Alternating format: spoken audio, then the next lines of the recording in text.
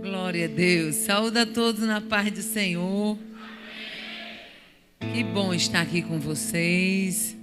Eu confesso que eu sinto saudade de vocês. E quando eu sinto saudade, aí eu negocio, né? Aí eu vou na minha congregação, eu digo a Joatan, eu estou indo hoje para o culto lá na congregação, mas tal dia eu quero ir para Pão da Vida. Eu negocio com ele, Joatan é bom de negociação. Comerciante, né? Glória a Deus.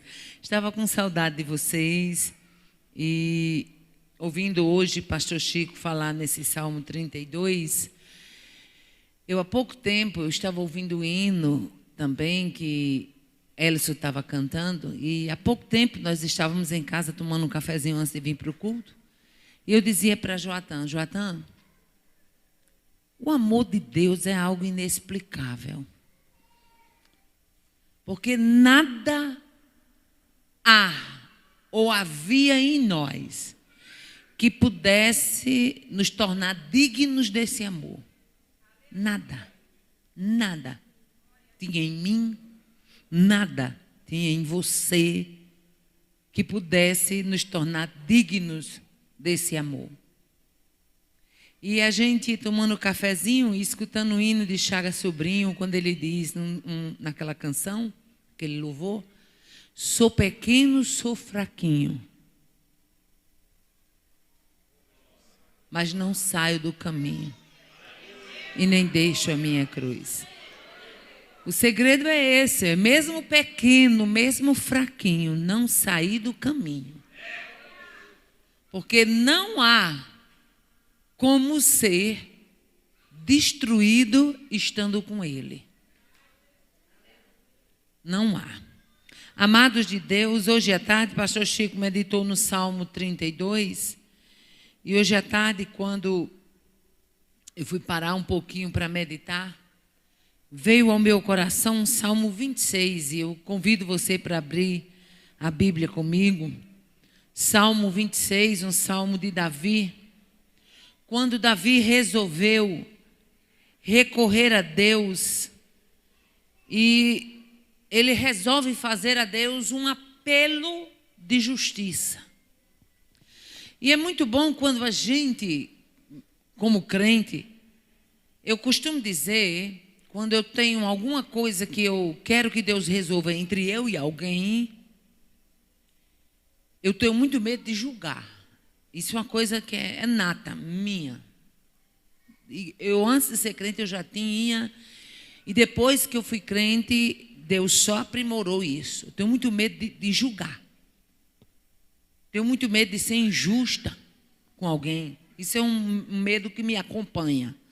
E isso tem me ajudado a me preservar durante a minha caminhada cristã, né? Porque quando um cristão se preocupa, né, em julgar, quando ele se preocupa em não ser injusto, isso ajuda ele na sua trajetória cristã a não cair em muitas, como dizia minha mãe, em muitas esparrelas, né?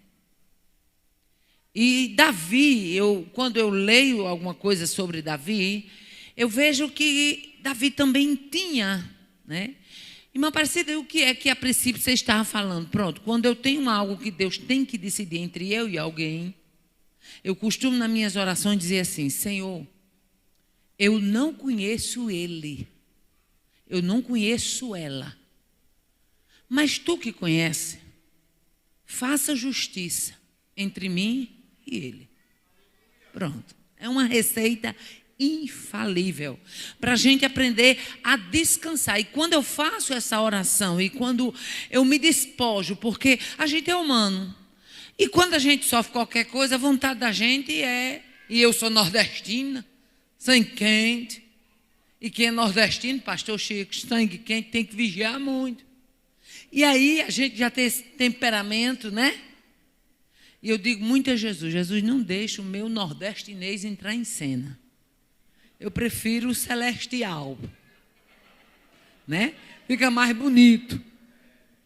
E eu percebo que na vida de Davi sempre apelava para Deus julgar.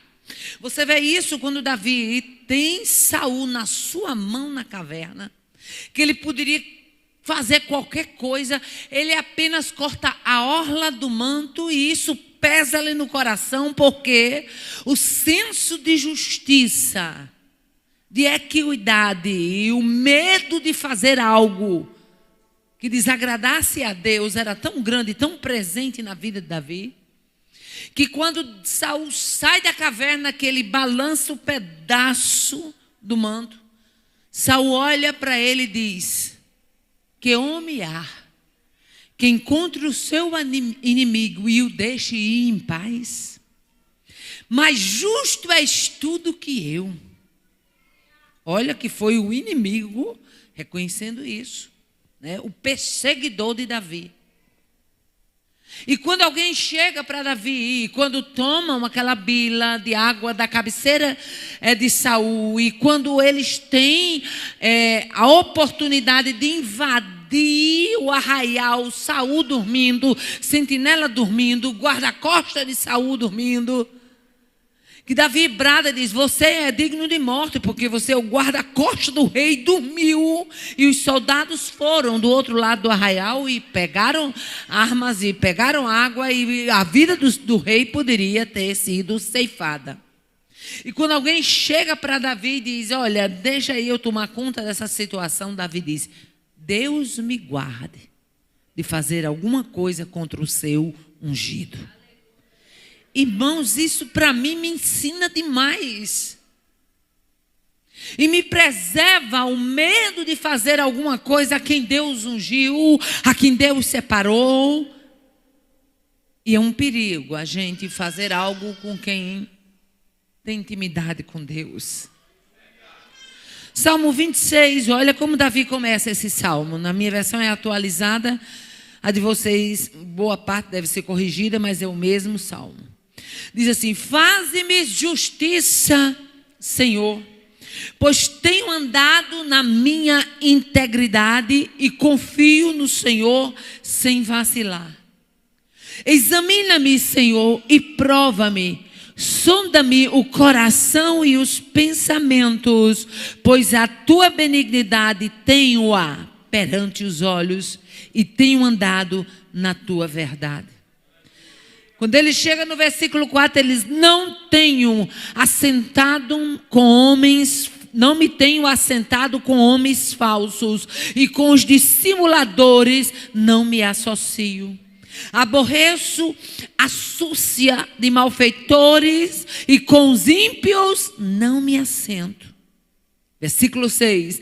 Lavo as minhas mãos na inocência, e assim andarei, Senhor, ao redor do teu altar, para entoar com voz alta os louvores e proclamar as tuas maravilhas todas. Eu amo, Senhor, a habitação de tua casa e o lugar onde a tua glória assiste. Não colhas a minha alma com a dos pecadores, e nem a minha vida com a dos homens sanguinários, em cujas mãos há crimes e cuja destra está cheia de subornos. Versículo 11. Quanto a mim, porém, ando na minha integridade, livra-me e tem compaixão de mim. Aí quando chega no versículo 12, ele diz: o meu pé está firme em terreno plano, e nas congregações bendirei ao Senhor. Davi tinha certeza de que quem andava em sinceridade andava seguro.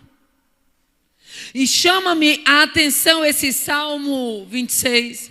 Alguns estudiosos dizem que possivelmente esse Salmo 26, ele foi escrito na época em que foi vivido 2 Samuel capítulo 4, na época em que Isbosete foi assassinado, na época em que Recabe e Baaná assassinaram, mas o rei temia que caísse sobre ele, sobre a coroa, que caísse sobre o seu trono alguma mancha, que caísse alguma calúnia.